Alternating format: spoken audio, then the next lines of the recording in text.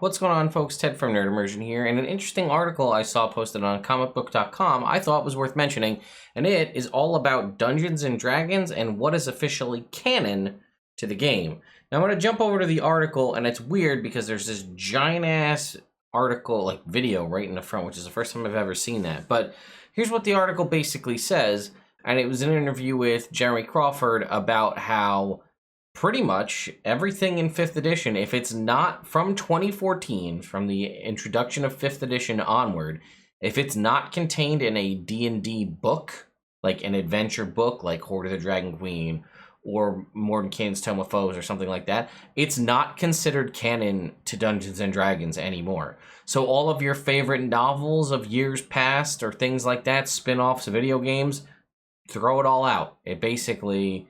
And I'll talk a little bit about what's happened in the past, but right, it says, for many years, we in the D&D RPG studio have considered things like D&D novels, D&D video games, D&D comic books as wonderful expressions of D&D storytelling and lore, but they are not canonical for the role-playing game. Part of this is we want DMs to feel, and I get this concept, right? They want DMs to feel like if you run the game, you don't have to read thousands of hours of source book material, novels, play video games, and all this to understand the game. If you want to understand how to play 5th edition Dungeons and Dragons, it's what's in the books, not what's contained in various other source materials, right?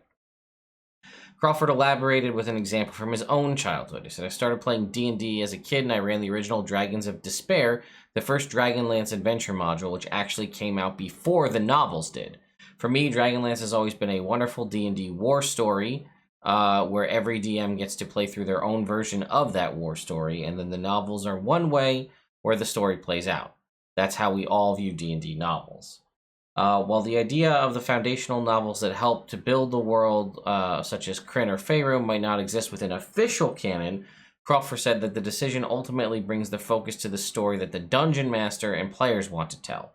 When it comes to the RPG, what's important is each DM's story and the story they create with the players.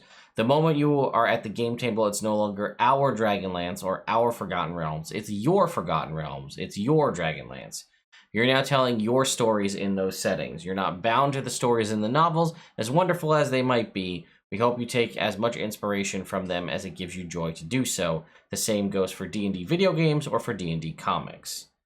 And then here's the official wording here, right? If you're looking for what's official in the D&D role-playing game, it's what appears in the products for the role-playing game. Basically, our stance is that if it has not appeared in a book since 2014, the year that 5th edition came out, we don't consider it canonical for the games. While certain works might no longer be considered in canon, that doesn't mean that the D&D designers don't think highly of past stories. And will never be and they might, potentially be reinserted into D&D lore at a point. We ourselves take inspiration from those things, and eventually bits of them will find their way into official products. We're now seeing this with Fishman's Treasury of Dragons. You will see a number of juicy things from a variety of worlds that I think longtime D&D fans will be delighted to see reappearing in the role-playing game itself, as opposed to storytelling vehicles that are inspired by the role-playing game.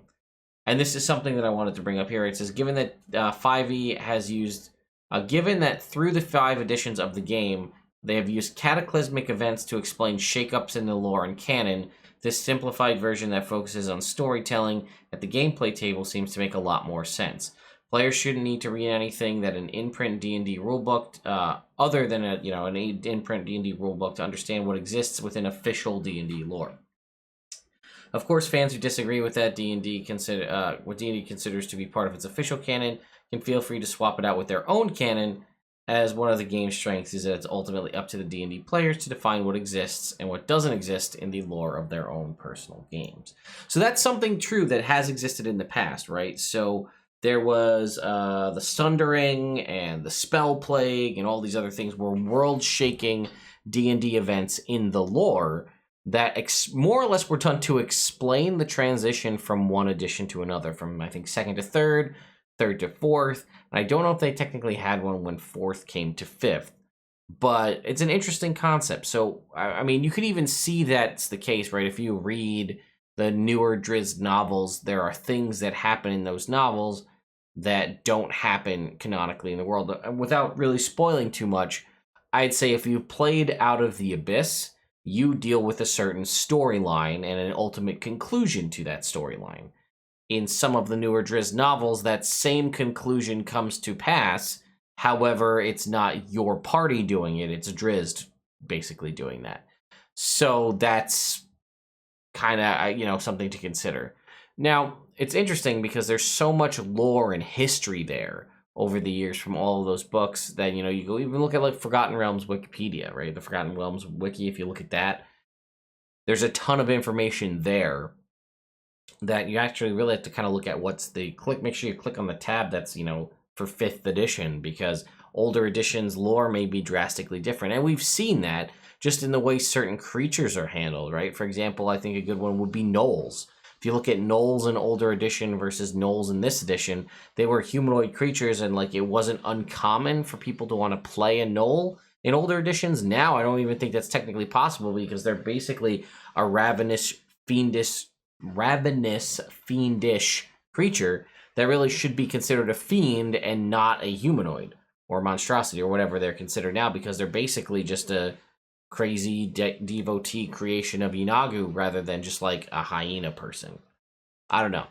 So let me know your thoughts on this in the comments down below. I think we've kind of seen this and people have been, but it's also interesting because going forward, there are new Drizzt novels. In theory, the Dragonlance novels should be coming out at some point. And it's interesting that you'll make these books and then have things say, well, that doesn't need to involve them. But I feel like you'd want to make them canonical in that, like, maybe not, but I feel like if you're going to release a new trilogy and you're going to release, say, maybe a Dragonlance campaign setting, you'd want them to tie together. But now you're saying they're not actually in any way connected. They just, one exists as a story that you can read for fun, having a story to read, and the other is the role-playing game. Now, maybe there's some crossover material, like stuff that appears in the novels will be injected into the physical print of the book, but unless it's contained within that D&D source book, it doesn't count. So if you recall the way a certain creature was, or the way a certain story went, or an event went, or the way a city was described, or things like that, if it hasn't been published in a 5th edition book, source book, or adventure, it doesn't count towards canon in 5e. So anyway, let me know your thoughts again in the comments down below, and I will see you all next time.